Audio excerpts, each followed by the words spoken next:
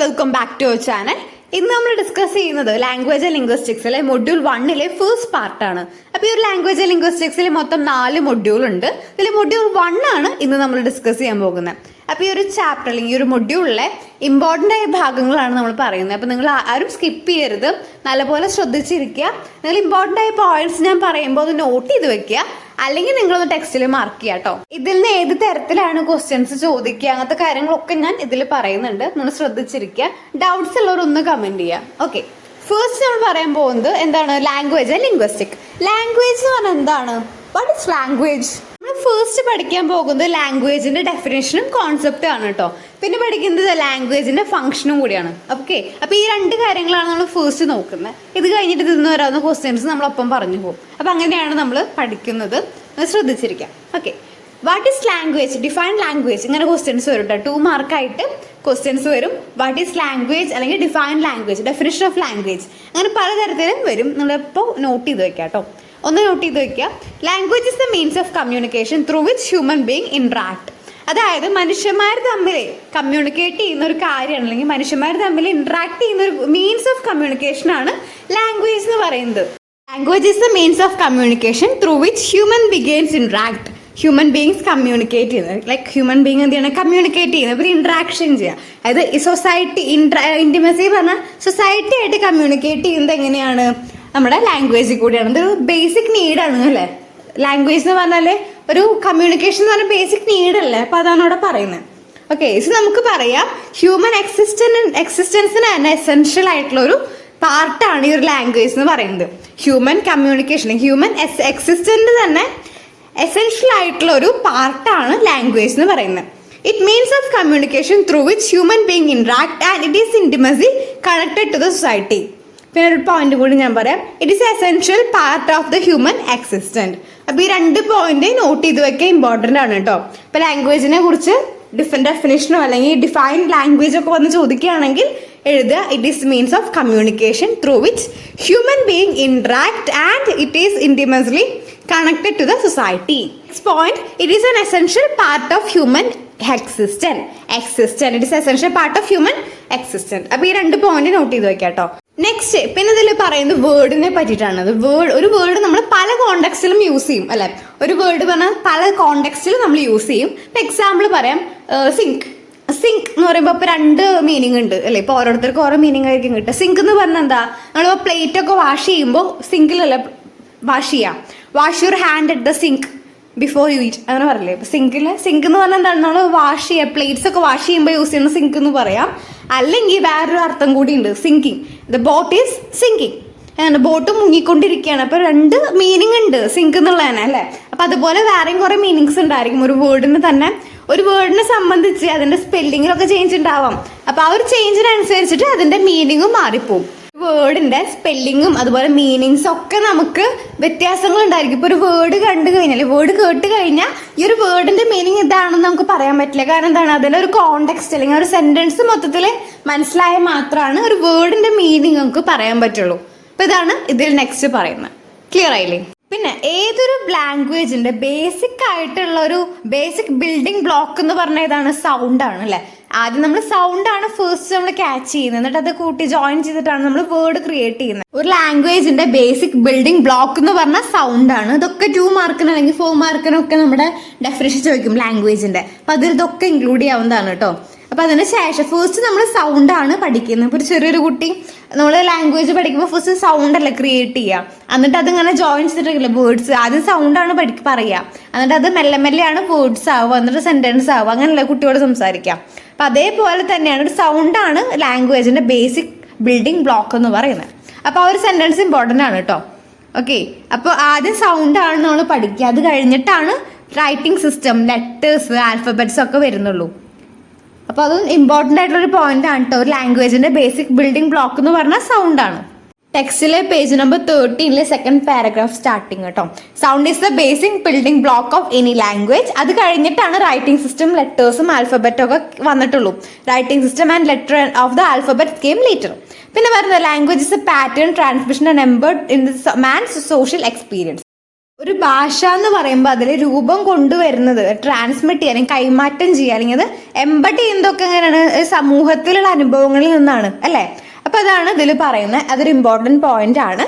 പിന്നെ അടുത്തത് ഇമ്പോർട്ടൻ്റ് ആയിട്ട് വരുന്ന ക്വസ്റ്റ്യൻ ആണ് ലാംഗ്വേജ് ആസ് എ സിസ്റ്റം. ഇത് ഒരുവിധം ക്വസ്റ്റ്യൻ പേപ്പറിലൊക്കെ കണ്ടുവരുന്ന ഒരു ക്വസ്റ്റ്യൻ ആണ്. Language is a system, it is A symbolic and it is arbitrary.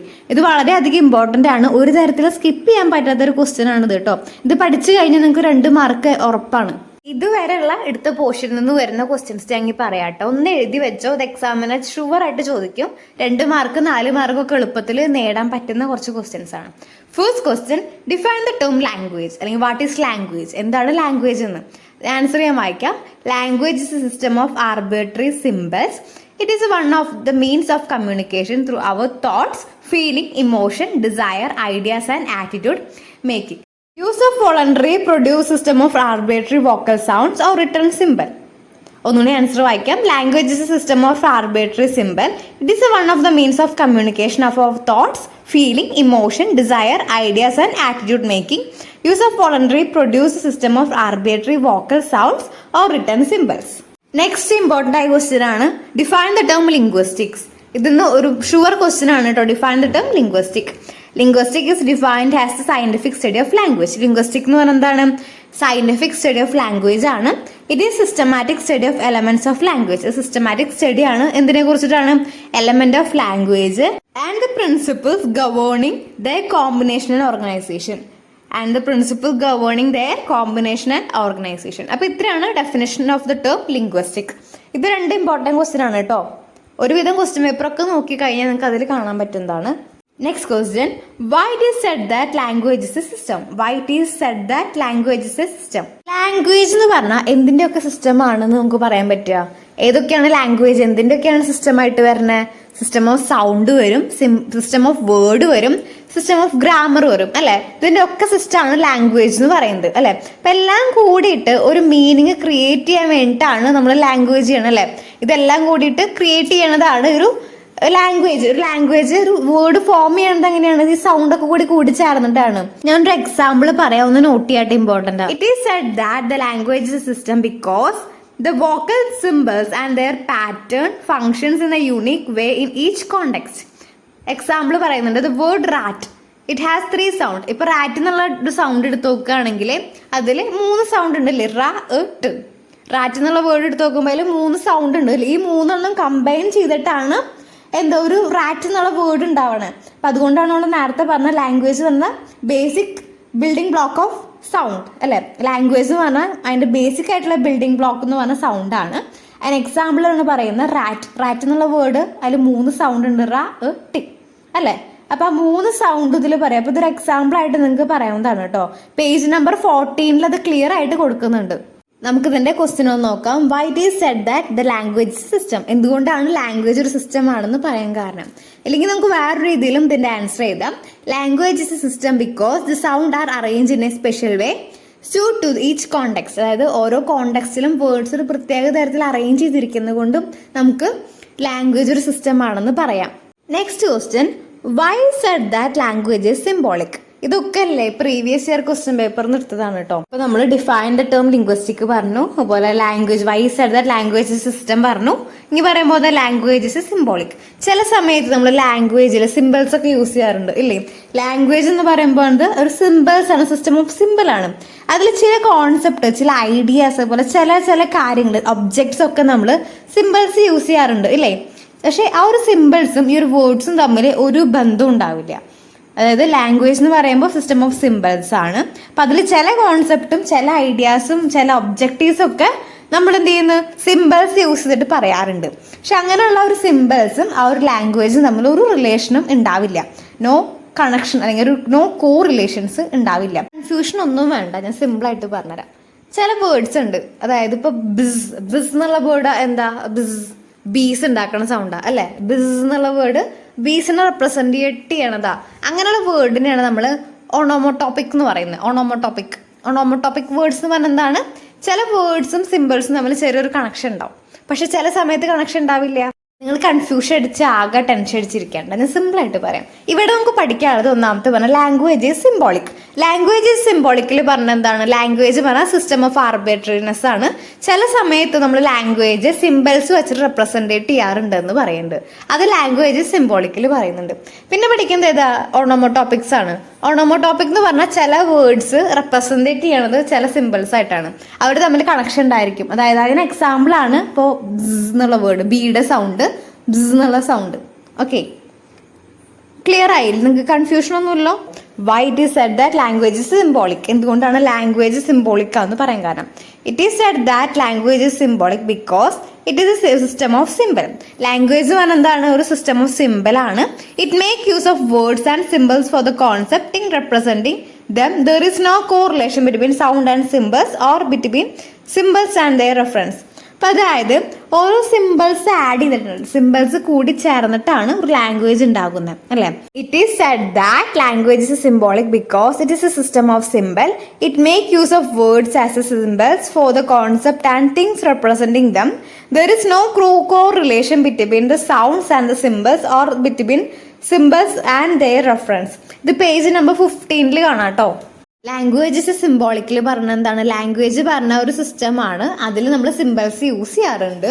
ആ ഒരു സിമ്പിൾസും ലാംഗ്വേജും തമ്മിൽ കോറിലേഷനോ അല്ലെങ്കിൽ ഒരു റിലേഷനോ ഒന്നുമില്ല.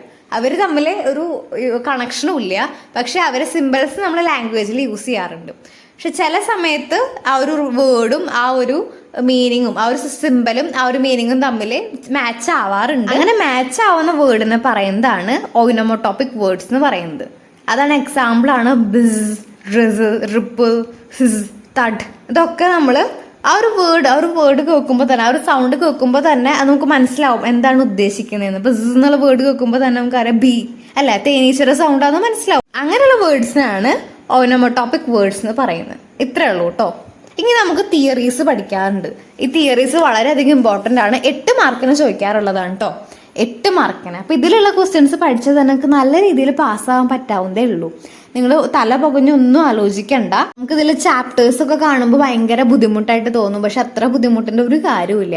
നെക്സ്റ്റ് ഉള്ളത് നമുക്ക് ഏതാണ്? തിയറീസ് ഓഫ് ലാംഗ്വേജ് ആണ്. 8 മാർക്കിന് ചോദിക്കണതാ. അപ്പോൾ ഇതിലുള്ള ക്വസ്റ്റ്യൻസ് പഠിച്ചാൽ തന്നെ നിങ്ങൾക്ക് നല്ല മാർക്ക് സ്കോർ ചെയ്യാൻ പറ്റുന്നതല്ലേ. ഇതുപോലെ ബാക്കി മൊഡ്യൂൾസ് ഞാൻ ഉടനെ തന്നെ അപ്ലോഡ് ചെയ്യുന്നതായിരിക്കും കേട്ടോ. ഓക്കെ, ഇതിന്റെ മുന്നേ നമ്മൾ തിയറീസ് പഠിക്കുന്നതിന്റെ മുന്നേ ഒരു ക്വസ്റ്റ്യനും കൂടി 2 മാർക്കിന് ചോദിക്കാൻ ചാൻസ് ഉണ്ട്.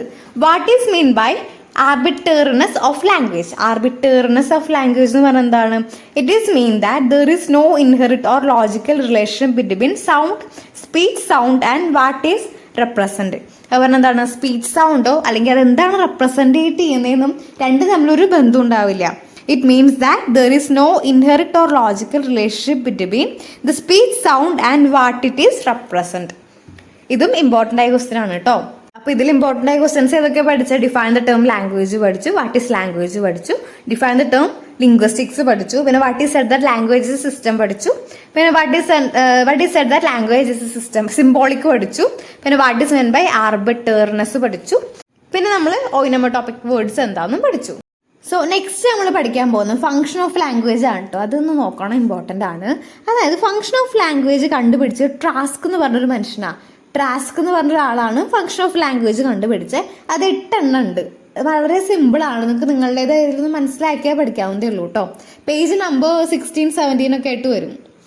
എന്തൊക്കെയാണ് ഒരു ഫംഗ്ഷൻ നമുക്ക് നോക്കാം. അത് കണ്ടുപിടിച്ചാൽ Trask RM. Okay, first one, we pass on factual information to other people. അതായത് നമ്മൾ എന്തെങ്കിലും ഒരു വിവരം ഒരാളിൽ നിന്ന് മറ്റൊരാളിലേക്ക് ട്രാൻസ്ഫർ ചെയ്യാൻ വേണ്ടിയിട്ട് നമ്മൾ ഒരു ഇൻഫോർമേഷൻ, എന്തെങ്കിലും ഒരു വിവരം ഒരാളിലേക്ക് ട്രാൻസ്ഫർ ചെയ്യാൻ വേണ്ടിയിട്ട് നമ്മൾ ഫംഗ്ഷൻ ഓഫ് ലാംഗ്വേജ് യൂസ് ചെയ്യാറുണ്ട്. ലാംഗ്വേജിൻ്റെ ഒരു ഫംഗ്ഷൻ എന്താണ്?